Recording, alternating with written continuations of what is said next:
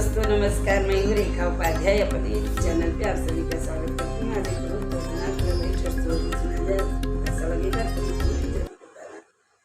ठुमकत की आवई छठी मैया त समारे रनकत सामारे रनकइयो मैया ठाड़ी बाई माहुआ के तरमा मने ही मन बिहसई मने ही मन बिहसलियो सेवका के हमरा गुण गावई त हम काबो लावई त हम काबो लावइयो घूमत घूमत गईली छठी मैया पोखरवा पे ठाड़ बहियो बहिनी पोखरा पे ठाड़ी झिनिया त मैया के बो लावई नया नयासु ढूढ़ई नया नयासु ढूढ़इयो इतनी बचन सुनी छठी मैया त बेटी के बो लावइयो बेटी समूझावलियो बेटी पूर्व जनम के रमवा होरी लवा नाही होई है होरी लवा नाही होई है रोई रोई बोलली जिनिया सुनाऊ छठी मैया सुनाऊ मोरी मैया ओ छठी मैया हम सबके तू सुनलू सबई के दुख कटली मैया सब कई दुख तू सुनलू सबई के दुख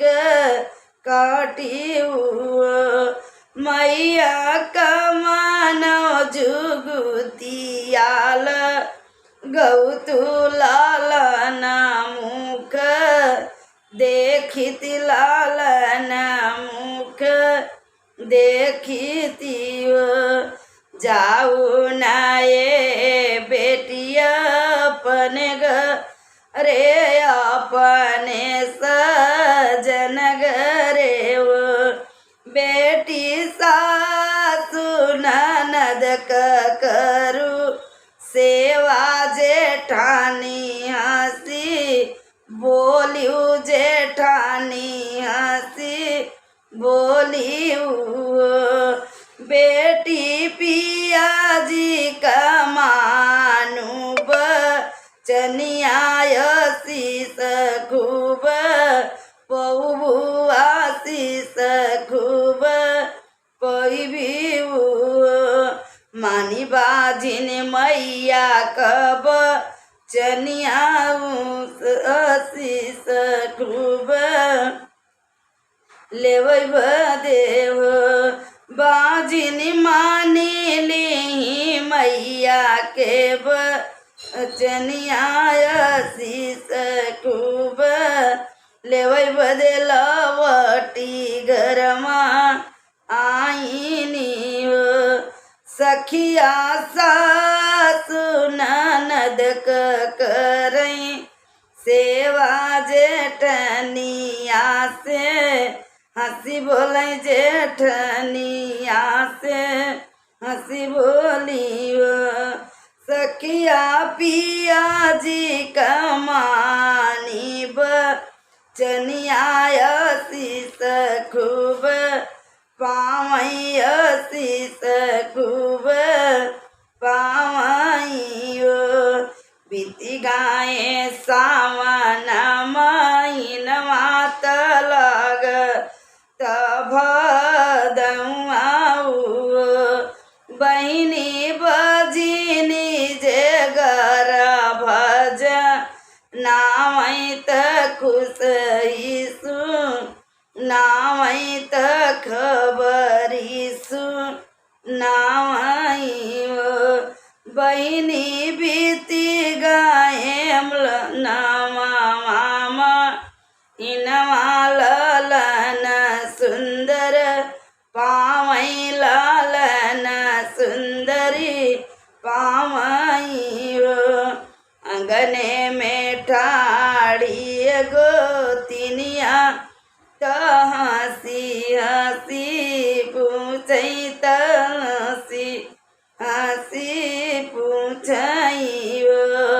बहिनी कैसे कैसे मैया के नायु लालन सुख पायु सासु ननद करे सेवा जेठान हसी बोले सखिया पिया जी के माने बचनिया आशीष खूब पाए आशीष खूब पाए सखिया पिया जी कमा ने बचनिया आशीष खूब पाए सखिया छठी माई भइली हैया लालन सुख पाए लालन सुख पाए